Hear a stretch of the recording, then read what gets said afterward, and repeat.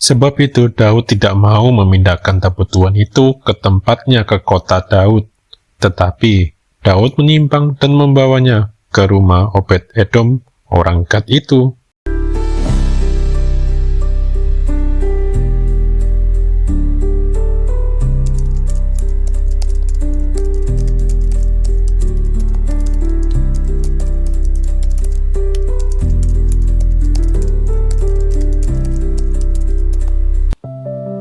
Halo Sobat Alkitab, pada video kali ini saya ingin bercerita tentang Obed-Edom, orang Gad, yang disebutkan dalam 2 Samuel pasal 6 ayat yang ke-10. Disebutkan dalam kitab 2 Samuel bahwa Obed-Edom adalah orang Gad, tapi hal penting yang perlu kita ketahui bahwa kota Gad tempat Obed-Edom ini tidak sama dengan kota Gad milik bangsa Filistin.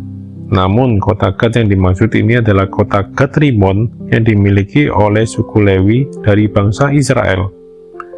Kita bisa lihat di kitab Yosua pasal ke-21 ayat yang ke-24 bahwa Gad Rimon adalah kota yang diberikan oleh Yosua kepada suku Lewi. Jadi jelas di sini bahwa Obed-Edom adalah orang Israel dari suku Lewi, bukan orang Filistin. Obed-Edom adalah seorang Lewi keturunan dari Bani Korah.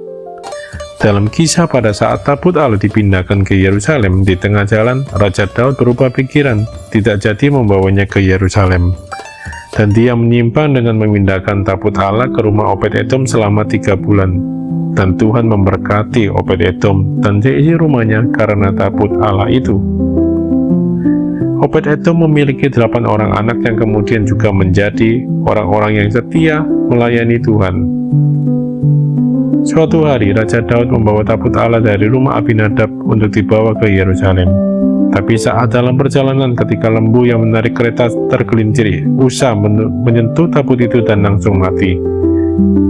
Daud sangat takut dan berkata, bagaimana mungkin tabut Tuhan masuk ke kota Daud? Maka ia memutuskan meninggalkan tabut itu di rumah Obed-Edom. Coba bayangkan perasaan Obed-Edom, tabut Allah bukan benda biasa. Tabut Allah itu adalah tempat Tuhan hadir di tengah umatnya. Salah menyentuhnya bisa berarti kematian. Tetapi Obed-Edom tidak menolak tabut Allah itu di rumahnya. Ia menerima tabut itu dengan hormat dan ketulusan hati. Singkat cerita, setelah 3 bulan, Raja Daud memindahkan tabut Allah itu dari rumah Obed-Edom ke Yerusalem. Setelah tabut Tuhan diambil Raja Daud dari rumahnya, Obed-Edom tidak tinggal diam. Ia mengikuti tabut Tuhan ke Yerusalem dan mengabdikan dirinya menjadi penjaga pintu rumah Tuhan. Ia dan keturunannya diberi tanggung jawab penting sebagai penjaga pintu gerbang, pemain musik, dan pelayan di rumah Tuhan. Dan ada tertulis dari kitab 1 Tawarik.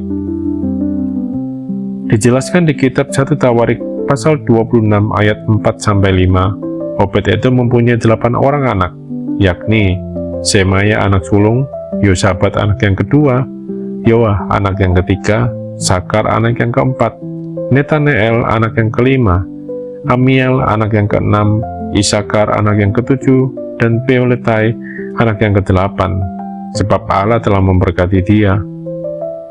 Anak sulung Obed-Edom bernama Semaya, dan keturunan Semaya memegang pemerintahan di puak mereka. Mereka adalah pahlawan-pahlawan yang gagah perkasa.